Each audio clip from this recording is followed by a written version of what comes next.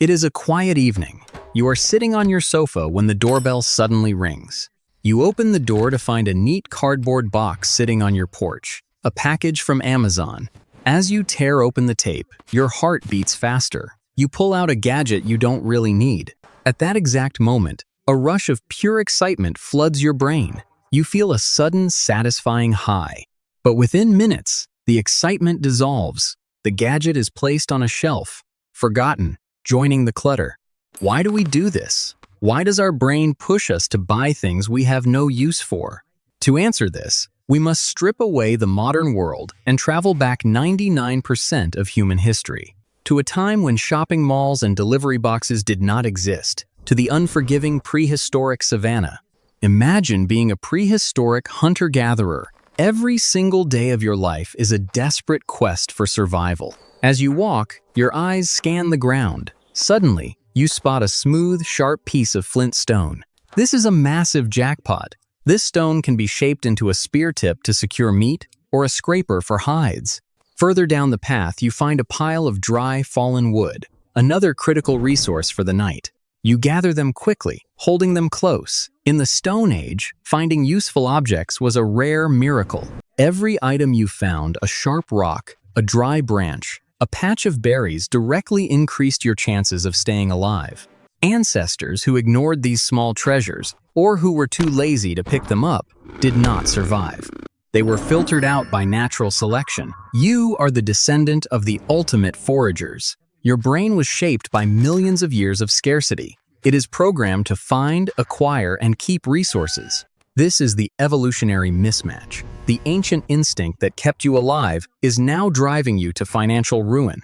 To your ancient brain, a discount tag or a colorful box is a rare, vital resource that must be gathered immediately. When you browse online, you are not shopping. Your brain thinks you are foraging in a digital forest. And every click of add to cart is the digital equivalent of picking a ripe, life-saving fruit. But the system is broken. In the past, resources were limited. Today, the digital forest is infinite. You can gather thousands of items in minutes, but the ancient reward system doesn't know when to stop. How did evolution design this powerful trap? The secret lies in a single chemical in your head, a molecule that we associate with happiness, but which is actually the hormone of the hunt, dopamine. Let's look at the science of why the thrill of buying is always in the pursuit, never the possession. For a hunter-gatherer, the hunt was a long, exhausting search. Footprints in the dirt, snapped twigs. With every clue you found, your brain released a tiny drip of dopamine, keeping you focused and moving forward. This chemical was the engine of your survival. It did not reward you for eating. It rewarded you for seeking. Today, your scrolling finger is the tracker, and the search results are the footprints. Let's see how this works. To understand the hunt, we must look at how dopamine behaves inside the synapses of your brain.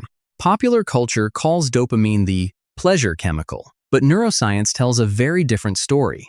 Dopamine is not about pleasure. It is about anticipation. It is the chemical of wanting, not liking. In famous studies, researchers monitored the brain activity of animals during a reward test. They discovered that dopamine peaked not when the animal received the juice, but when they pressed the lever. The moment the reward was actually consumed, the dopamine levels fell back to baseline. This is why the second bite of cake is never as exciting as the expectation of the first. In the wild, this was a perfect mechanism. It kept your ancestors scanning the bush for hours. The thrill was in the possibility. The footprint meant food might be here. The brain kept pushing. Once the prey was caught, the hunt was over. Dopamine dropped, allowing satisfaction to take over. But modern online retail has hacked this loop. It has removed the ending of the hunt. When you scroll through items, your brain gets a continuous stream of minor dopamine drips.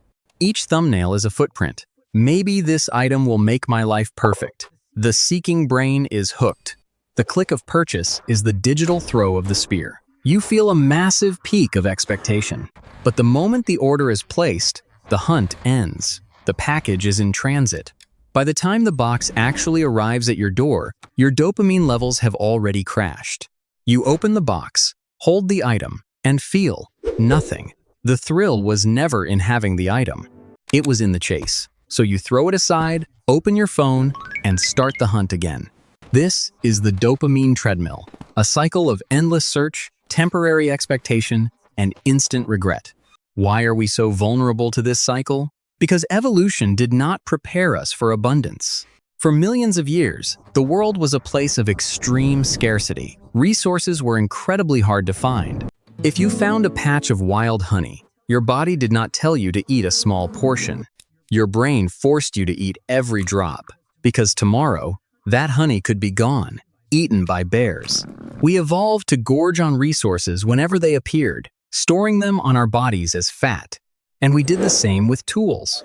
If you found high-quality flint, you did not leave it behind. You gathered as many rocks as you could carry, because you never knew when you would find flint again. This is the root of the hoarding instinct. To our ancestors, stockpile was survival.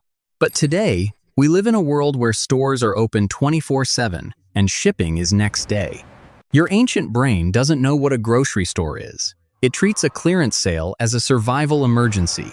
Let's look at how modern marketing triggers this deep-seated fear of missing out, the scarcity bias. To understand the power of scarcity, we must look at how the brain reacts when a resource is running out. In evolutionary biology, scarcity is the ultimate threat. A lack of food meant instant extinction. During the long, frozen winters of the Ice Age, resources did not just drop, they vanished completely. Survival depended on your ability to stockpile dried meat, animal hides, dry firewood. The tribe with the largest stockpile survived the winter. The tribe that gathered only what they needed perished. This carved a deep, unyielding cognitive bias into our neural pathways, the scarcity bias. Modern retail marketers know this bias perfectly. They trigger your survival response on purpose. When a website says only 2 items left in stock, or 5 people are viewing this offer, your ancient brain panics. It does not see a hotel room or a pair of sneakers. It sees a dying water hole on the savannah. Your amygdala screams, "A vital resource is disappearing. Gather it immediately before the other hunters take it." You buy the item not because you want it, but because your brain fears the pain of missing out. But once you buy it, you realize the scarcity was artificial. The factory will make millions more. This is how our survival reflexes are turned against us, converting prehistoric fear into modern clutter.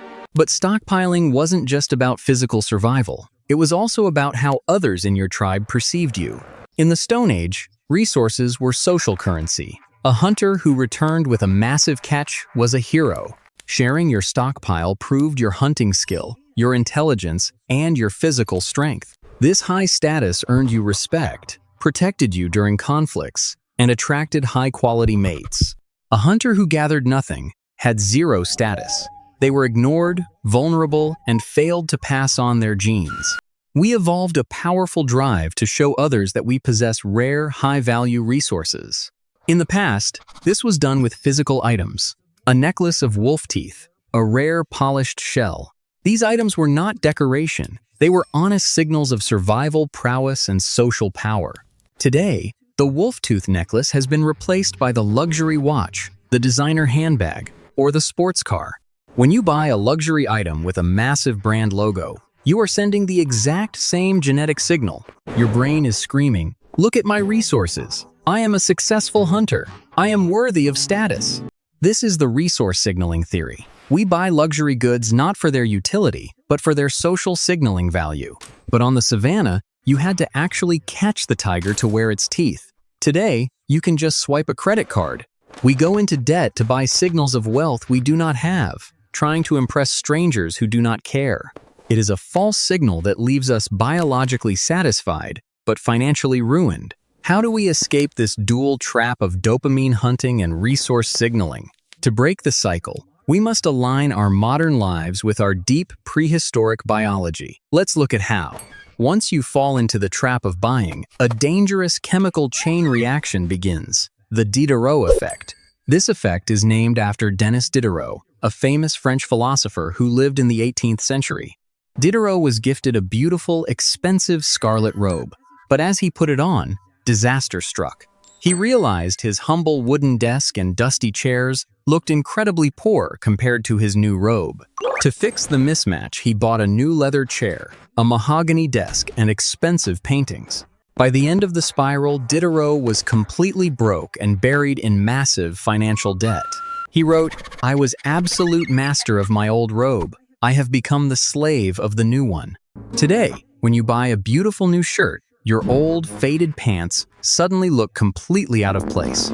So you buy new pants. But now your shoes look bad. So you buy new shoes, then a new belt. A single purchase has triggered a spiral of consumption, forcing you to replace everything to match.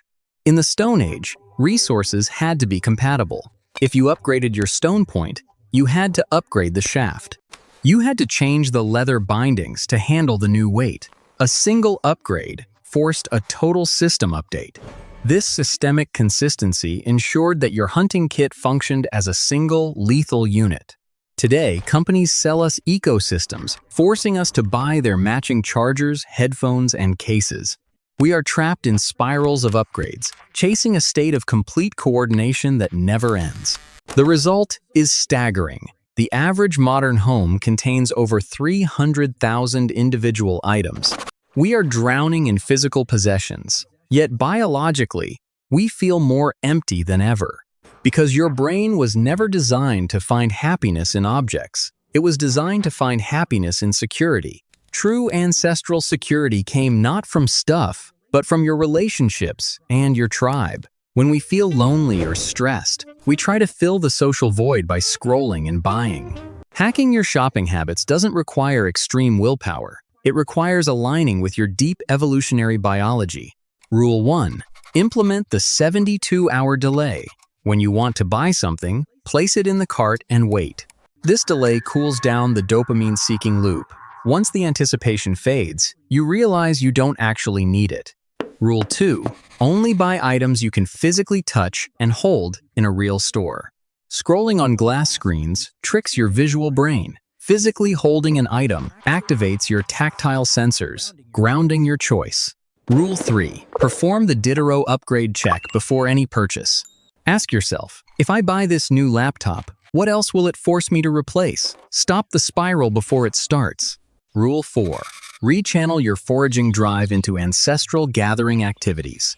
Gardening, hiking, or picking wild fruit satisfy your brain's hardwired need to search, gather, and organize.